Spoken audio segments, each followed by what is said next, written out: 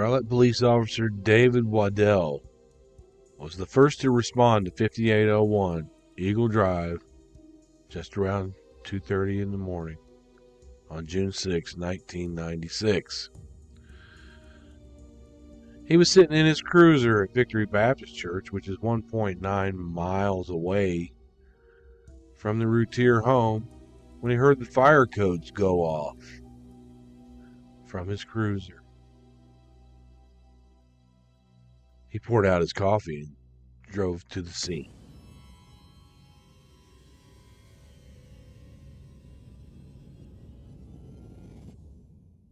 At the scene, he encountered Darren Routier standing outside near the fountain area. Darren shouted, "Someone stabbed my wife and my kids." Wadell drew his revolver and led Darren back into the house where the carnage was. There was blood everywhere. Darlie was in hysterics. Darren was down on the ground trying to revive one of his boys that had been attacked. "Go out in the garage," she said. They went out in the garage. Wadell, with his pistol drawn, headed toward the garage area, but turned back because it was too dark in there, and he was the only officer on the scene.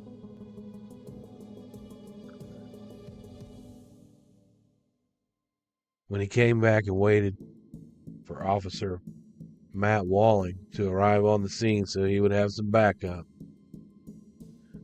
then they could check the garage. Darlie stood at the end of her breakfast nook bar area while Darren worked on Devin. My paramedics Koshak and Colby worked on the boys. Wadell tried frantically to get her to help the boys, and she would not. She remained stationary in that same spot. Since Officer Wadell was the first one there on the scene, he was the one who could see how Darlie acted immediately after she committed the crime. Supporters have long attacked his reputation and his actions on that job. Everyone is lying except for Darlie. This petition was written in 2013 by Free Darlie administrator Swookie. This idiot. Now, David Wadell is a liar. He claims he ran into Darlie Routier outside the home. And he's got witness testimony that says he ran into David Wadell he ran into Darren Routier outside by the fountain. The Gorsuch saw it. That's a lie. She says that's a lie. A simple review of the 911 tape proves that. He also says that he had to tell Darlie to get off the phone and help her boys. Wadell never said that. Wadell never told her to get off the phone and help her boys. That is also a lie. It can also be proved by simply listening to the 911 call. You can't listen to the fucking 911 call and determine if somebody's in a house or not. That was a cordless phone. It was found in the middle of the fucking hallway, between the crime scene, between an open door that was leading to the outside.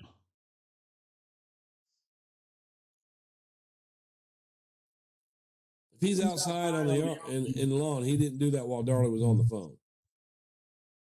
That's the way I feel about it. In his latest interview, he made a very callous brush-off comment of not knowing which boy was which. That is utterly amazing to me. Well, Stephanie, go back and look at Nanelle's TikToks, where she literally told everybody that Damon was stabbed in his chest 4 times. And then when I confronted her on it, she told me the chest is the back of the back. And you can hear it again here recently. She told me the chest was the back of the back. Is that utterly fucking amazing to you? Everyone that I know follows this case has no problem knowing which child is Devin and which child is Damon. Yet this expert can't keep it straight. He is an out-and-out liar, and it scares me to think the police officers like this on active duty. Let me tell you. Nobody said he was an expert. Nobody. He was a police officer that gave his account of what he saw at a crime scene. He didn't testify as an expert witness. He testified as someone that was at the scene. This is what tells me that Stephanie Hopkins is probably the one that wrote this, because the person that wrote this used the term expert. He did say that he did not remember which boy was which during an interview. He did say that. He said, I can't remember which boy was which. But he didn't know them. He walked in and knew there was two boys.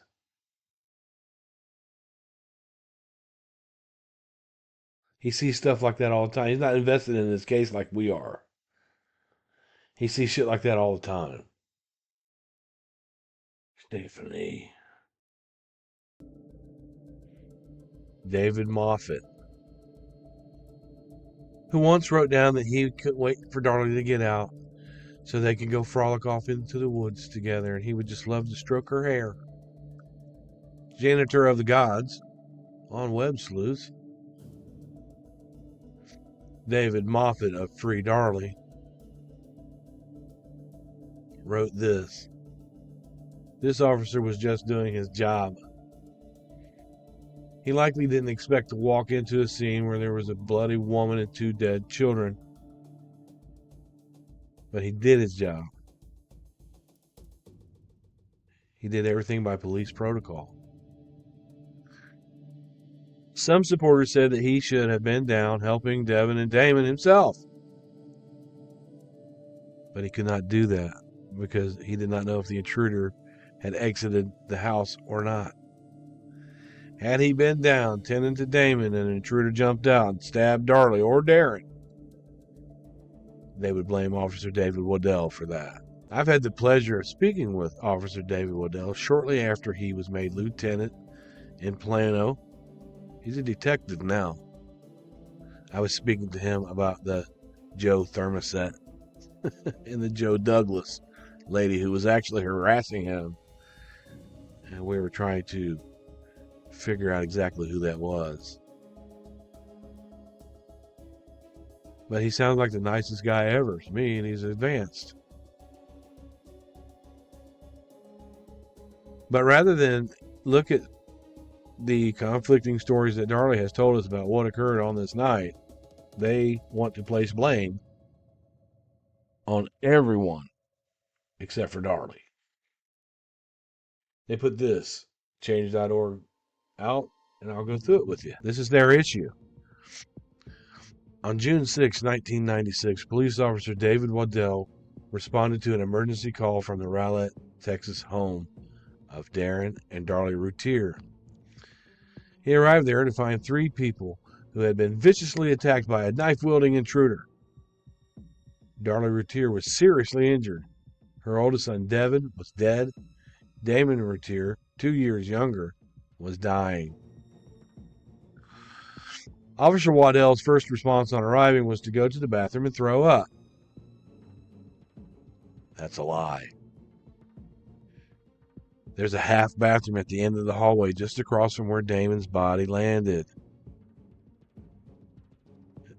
I mean, it's a full bathroom, but it looks like a half bathroom. And if he would have threw up, there would have been evidence of throw up in there. They went through that house, up and down, every area.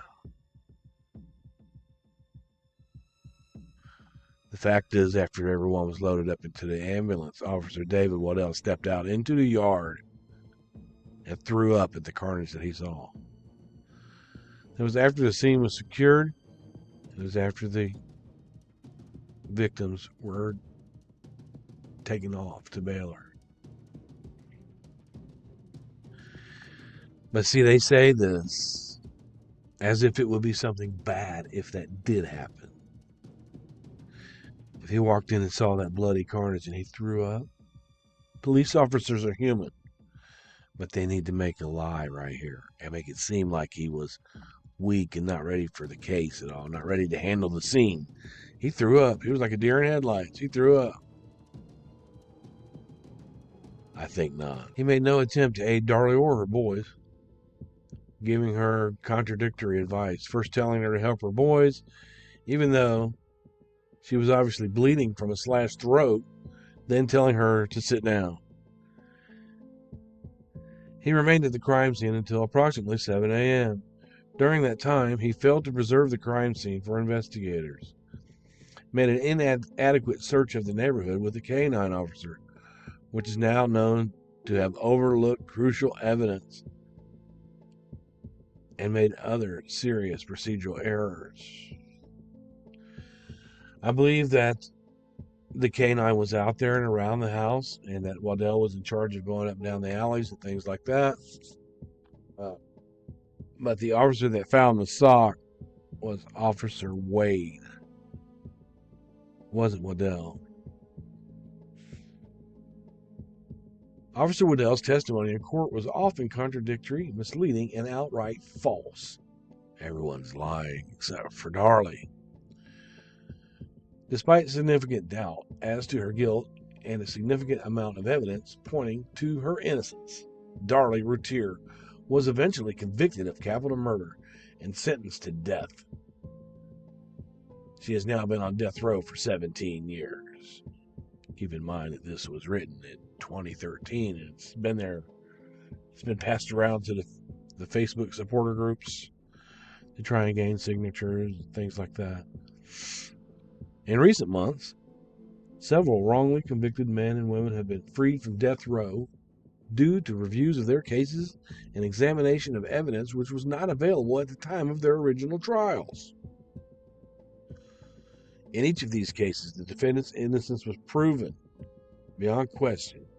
In each, police misconduct contributed to their convictions. The way they write this is they say several wrongfully convicted men and women have been freed. And then they say in each of these cases that they didn't mention. There's no names on those cases. In each of these cases, where? This is how Darlie Routier supporters will try to mindfuck you. Officer Wadell was transferred from the Rowlett Police Department shortly after the Darlie Routier case. He continues to be employed by the police department in Plano, Texas. He has also appeared on television as an expert on other cases, even often presented shoddy or outright false information. In some cases, he's been unable to accurately recall the names of the crime victims. Officer Wadell was not transferred. They use words like these because they want you to focus in on it. They need to maximize. He was transferred.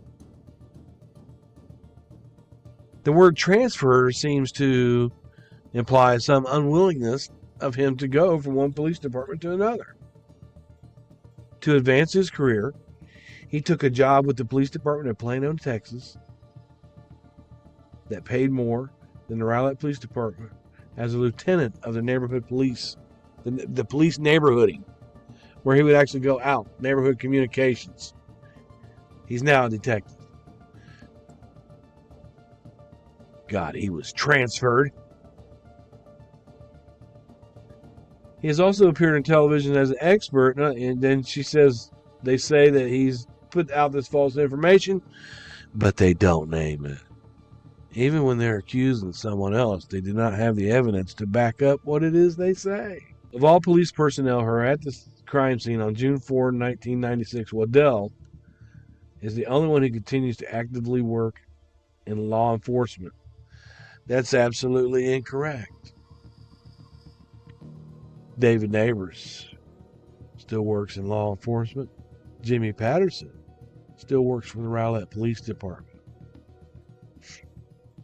I just thanked him personally with a phone call to the Rowlett Police Department on behalf of those who follow justice for Devin and Damon. I thanked him. Dean Poose. They will tell you things like this. Absolute lies that you can just look right into. In view of his serious mishandling of a case which led to an innocent woman being condemned to death row along with his actions since, we believe that Wadell has no business working for any law enforcement agency. Please sign here and add support to our demand that David Wadell be removed from active duty at the Plano Police Department. His incompetence has been responsible for at least one wrongful conviction, possibly others. He should not be allowed to continue adding to such a shabby track record. Well,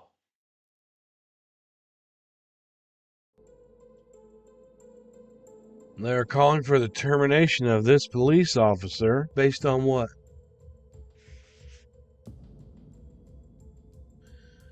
Because he made no attempt to offer first aid? That's not what he's there for. You'll have Kathy Ramsey tell you, and she said out loud on Rich's panel, that it's a state law that first responders have to do attempt medical aid to victims. So if he would have walked in there again, and then that's all he was worried about was being down and taking care of the boys, he's actually putting them in more danger. Because if there was an intruder that was still in that house, the backup was the gun. Wadell had his gun out the whole time. So he should have went right in there and started aiding them, right? No. Their first concern is to secure the crime scene. They'll tell you that his testimony was wrong, misleading, and outright false, but they give you no trial testimony sections to refer to while looking at that. This is how they do. This basically says, hey, on June 6, 96, this officer, he walked into the crime scene there, and he didn't do shit right. He didn't listen to Darlie. And you know what? Let's not pay any attention to Darlie at all. But, this guy, though, yeah, he's got to go. He testified against her, and he saw what she saw, what he saw what he saw. So it's her fault that she's in prison. So we got to get him. I'm glad his career has been extended. I know I wouldn't want to walk into a scene like that. Free Darlie. I can't even see any of the signatures. I want to see some of the signatures. Usually you can see them, but this time it's not letting me. 55 people read this and thought that this man shouldn't have the opportunity to work and provide for his family in the field that he chose to be in. Because Darlie killed her kids. Isn't that nice of the Darlie Routier supporters? Now, I must say, this was years ago, 2013. Most of the supporters that would do shit like this are not around. But about every 10 years, every 5 years, we get a new group of them that are going to crack the case, and they're experts, and they're private detectives, and they're going to show us, and, what about this guy type of people. We get that every other year. Right now, it'll quiet down, then I'll leave for a while, and then some other shit will happen to be a new one. Every time. We had one supporter who thought that he would show us that he could walk through a broken wine glass without cutting his foot. And he did it on film. And he cut his foot. Cut it pretty bad. Anybody remember Michael Christensen? Anyways, this is what the Darlie Routier supporters will do. And they do some things like this today. It's all false. There's nobody up under there saying that this is false. This is what they do. They also put a petition out against me. Darlie Routier people have much fake stuff about me for years. They're pretty slick. anything to character assassinate because I take the time to learn this case, and I'm around the people that know this case, and I study this case, and I know this case, and I know that Darlie Routier is guilty, and they simply do not fucking like it.